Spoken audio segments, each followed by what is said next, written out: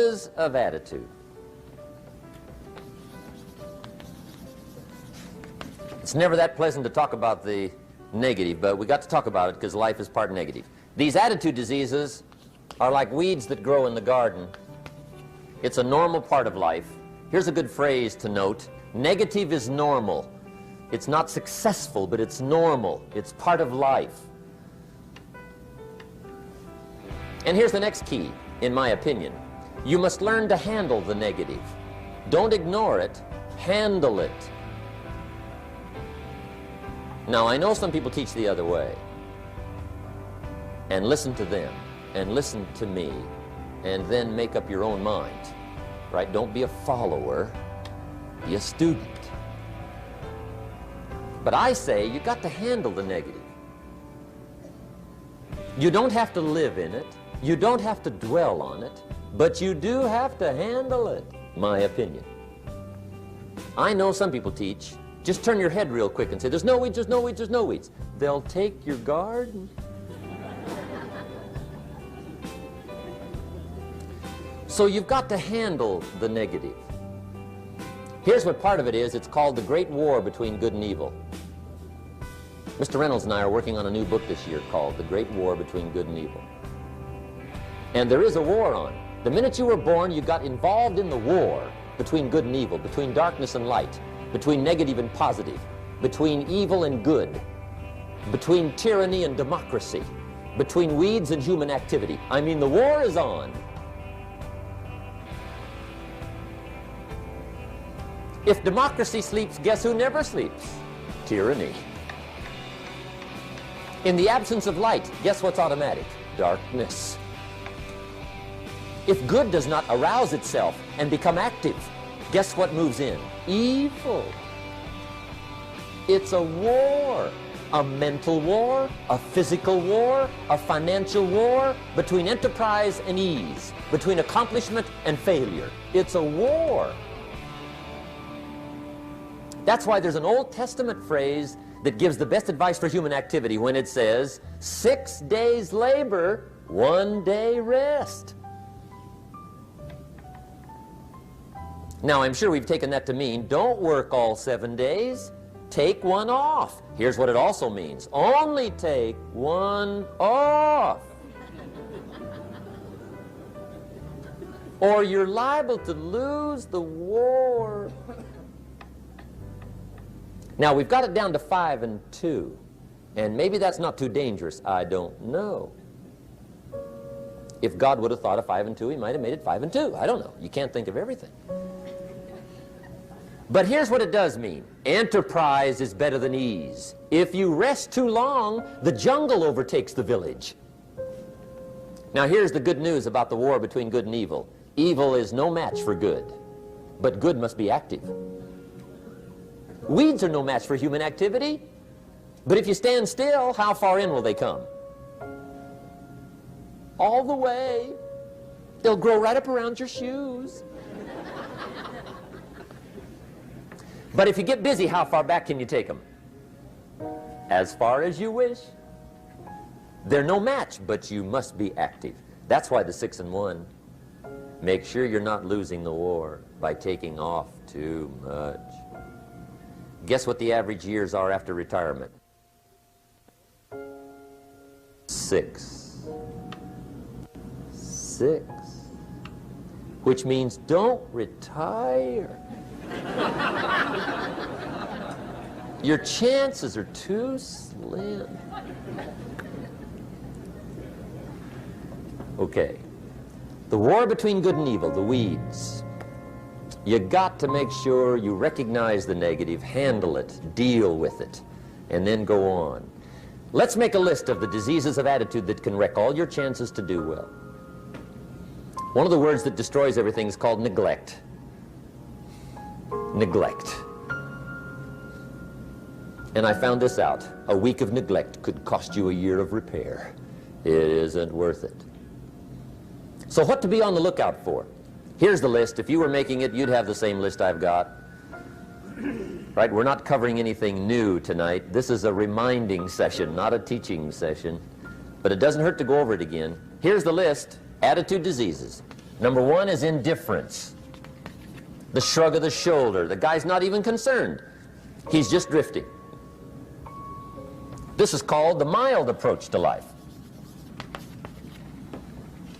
A disease known as mildness.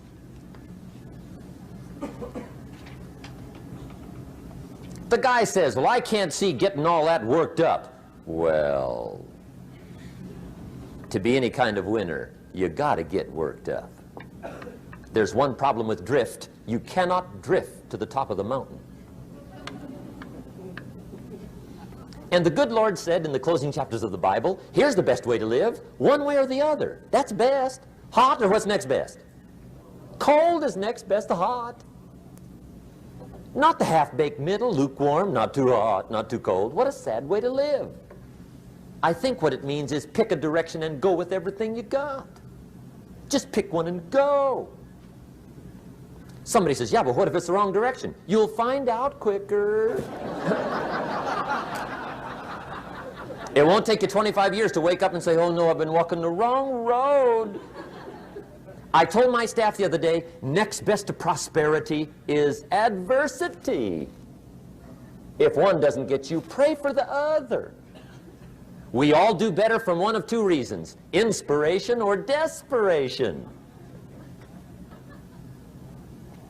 And I don't wish anything bad on you tonight, but if you're not inspired, I hope a wagon comes down your rut.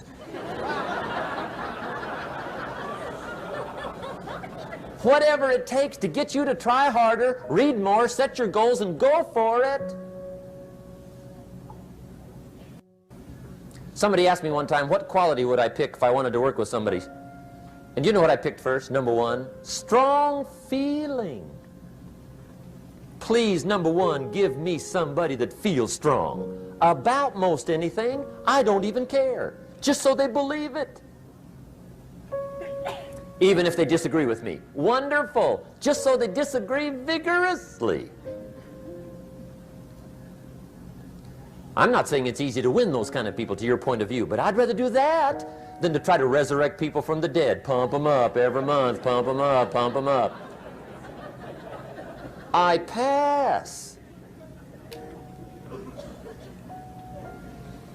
The good Lord needs a leader for the early Christians. Remember the early days of the Christians? Not like today. If you were to stand up in the early days and say, I'm a Christian, cut off your head, toss you and your wife in jail, let you rot. I mean, those were ugly days. Being a Christian back then was not called socially acceptable. They didn't have 125,000 in the Los Angeles Coliseum to hear Billy Graham on a Sunday afternoon. Not back in those days. Back in those days when the Christians got in the Coliseum, it was a different story, right? I mean, the word was, stay out of the Coliseum, especially on Sunday. Last Sunday was Lions 33, Christians nothing. See, those were mean, tough struggle days for the Christians. Now, when the days are mean and tough and struggling, you got to have some kind of leader. Do you know who the good Lord picked for the leader when the days were mean and ugly? Saul from Tarsus. That's who he picked, Saul. I'll tell you what, I would have picked him. You would have picked him. Anybody would have picked Saul. Saul was one of those incredible guys. Once he got into something, look out. Everybody in the community knew what Saul was in. Because whatever he joined, he'd flip all the switches, open up all the dials, turn on all the faucets, and go like mad. He was known as All-Out Saul. I mean, he was something else. Now, at first, it wasn't working out well. Saul hated Christians, which makes a poor leader, right? I mean, that won't work. Saul got this bug somewhere about the Christians. He got to hating Christians. And he hated them so bad, every time somebody would say Christian, he'd fly into a rage. And I guess he decided one day, it was his mission in life to get rid of all the Christians. He was Saul anyhow, could do most anything he wanted to.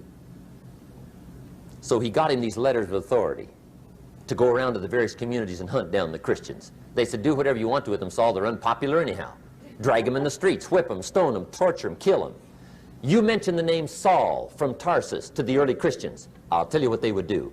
They would run, hide, lock the doors, leave town, dive underground. I've been in the catacombs of Rome where they hid. He was mean. I mean, terribly mean. But remember the story? One day Saul's making it for Damascus. Heard about some new Christians, flies into a rage, takes off for Damascus. And the story said he was angry. There's a little sentence in the story that says, on his way to Damascus, he was breathing out threatenings and slaughter, which meant he felt rather strong about the idea, right? That's strong, that's strong. But on this journey, right, according to the story, as Saul was making his way to Damascus, the good Lord looks down out of heaven and says, there's my man, Saul. He's got to be something else. And according to the story, this great light shines out of heaven, knocks him flat, right off his horse, grinds his face in the dirt, and blinds him for 3 days. The good Lord using recruiting tools we can't use, but when you're Lord, right? To make a long story short, Saul from Tarsus becomes converted to Christianity. He becomes Paul, the great leader, the apostle. And without a doubt, the good Lord got him a dandy. One he didn't have to pump up every month. In one of his later writings, he said, the things I once hated, I now love. The things I once loved, I now hate. See, that's strong. Here's the key to the good life. Learn to put everything you've got into everything you do. Whatever you are doing, pour it on. It will quickly open up into opportunity or quickly disclose to you that you ought to be doing something else. The delusion is, if I had a better job, I'd really pour it on. See, that's delusion. Wherever you are, pour it on. Don't give somebody half a job for a day's pay. Pour it on. See, that'll help change your life. Get rid of this disease. Here's the next attitude disease, indecision. Mental paralysis. The guy can't make up his mind and it becomes a disease. Pretty soon he knows he's got it. The guy says, well, I know I'm on the fence. But he says, what if I get off on the wrong side? Listen, after a while it doesn't matter. Just get off. Any side will do. A life full of adventure is a life full of many decisions. The ones that turn out to be wrong give you better experience to make better decisions. So don't see how many decisions you can get out of, see how many you can get into. That's where the adventure is. So shake off this disease, indecision.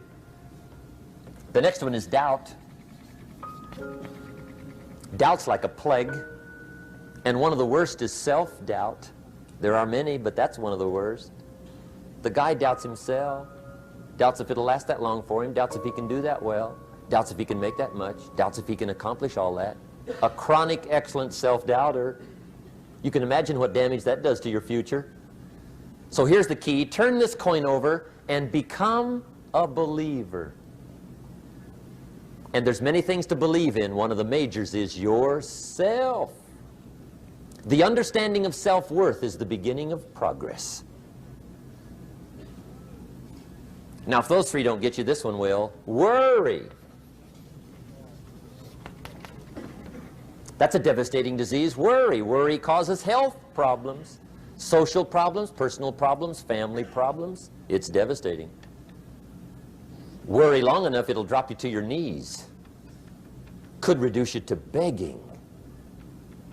I know how bad this one is. I used to have it bad. I used to be known as a super worrier. Not a super warrior. No, super worrier. My family wished I'd have been a warrior. I got those years to make up for. But I'll tell you what. My advice to you is do what I finally did on worry. Give it up. Who needs it? I'm not saying it's easy. I'm saying it's worth it. It took me almost 1 year to kick the worry habit, and it was not an easy year. It was one of the toughest years I ever spent, but I finally got that monkey off my back. And I discovered you could live the most incredible life free of worry. Not free of challenge, not free of difficulty, free of worry. I learned how to do it, and you can. Here's the next attitude disease. Over caution. Some people never will have much. They're too cautious. Now, you can also be too reckless, but you can also be too cautious. This is called the timid approach to life. And my caution was always the risk. Risk used to drive me right up the wall. I used to say, what if this happens? It's called the language of the poor. What if this happens? And on top of that, if this was to happen, look at the fix I'd be in. I better not try. I could always ace myself out. Then I'll tell you what changed my whole life when I finally discovered it's all risky. The minute you were born, it got risky. If you think trying is risky, wait till they hand you the bill for not trying. If you think investing is risky, wait till you get the tab for not investing. See, it's all risky. Getting married is risky. Having children is risky. Going into business is risky. Investing your money is risky. It's all risky. I'll tell you how risky life is. You're not going to get out alive. That's risky. The Englishman says, well, if that's the way it's going to work out, let's give it a go. Right, that's what it's for. Give it a go. Somebody says, yeah, but I'm looking for safety and security. Fine, then huddle in a corner. We'll cover you with a sheet, bring you 3 meals a day. And we'll protect you, feed you, look after you, care for you. We won't let anything happen to you, and you'll probably live to be 100. The guy said, well, yeah, I'd live to be 100. But what a way to live. Right. What a way to live, safe and secure. Don't ask for security. Ask for adventure. Better to live 30 years full of adventure than 100 years safe in the corner. And see, it's not important how long you live. What's important is how you live. Here's the next attitude disease. We're almost through with this motley list. In fact, we're almost through. Hang on. The next one is pessimism. Pessimism, the deadly disease of always looking on the bad side, the problem side, the difficult side, checking all the reasons why it can't be done. The poor pessimist leads an ugly life. He doesn't try to figure out what's right. He tries to figure out what's wrong. He doesn't look for virtue. He looks for faults. And when he finds them, he's delighted. How ugly. This is the poor guy who looks through the window, doesn't see the sunset. He sees the specks on the window.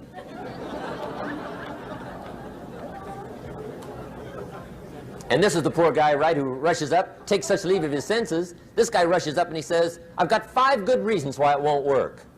He's so dumb he doesn't know. All he needs 1. He's got 5.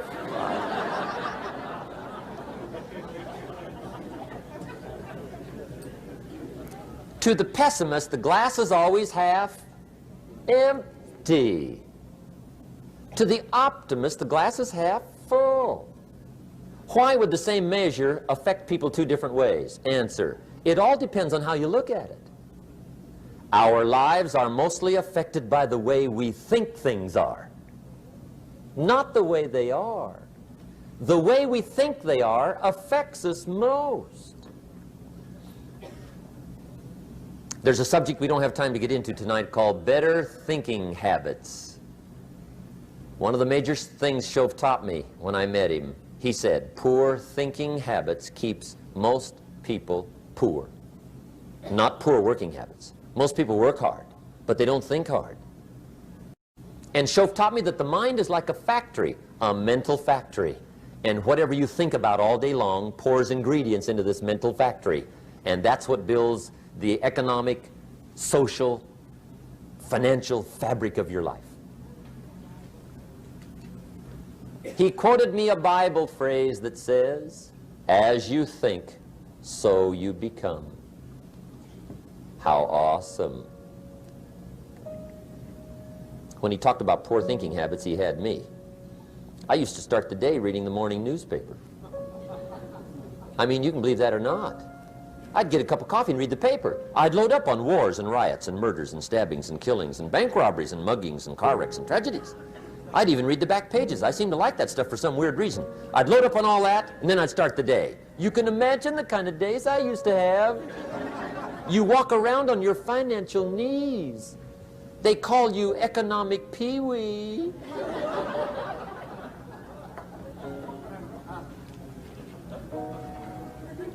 The guy says, I want to be a great leader. Wonderful. The first thing we do is follow him to his house. When we get there, we walk in and check his library, number one. Somebody says, well, why check his library? The reason is because what a man reads pours massive ingredients into his mental factory, and the fabric of his life is built from those ingredients. You would not believe what some people have got in their house to read. You would not believe. One of the best dressed up words I know for a lot of it is trash. Can you imagine dumping a barrel of trash into this mental factory every day and coming out with a rich, dynamic, positive life? It can't be done. You might as well try making a cake with cement. The kids back in Danbury, Connecticut, high school, they're asking me questions one day. I'm talking to the kids. Kids got good questions these days. One of them said to me, Mr. Rohn, how do you build the good life? I said, it's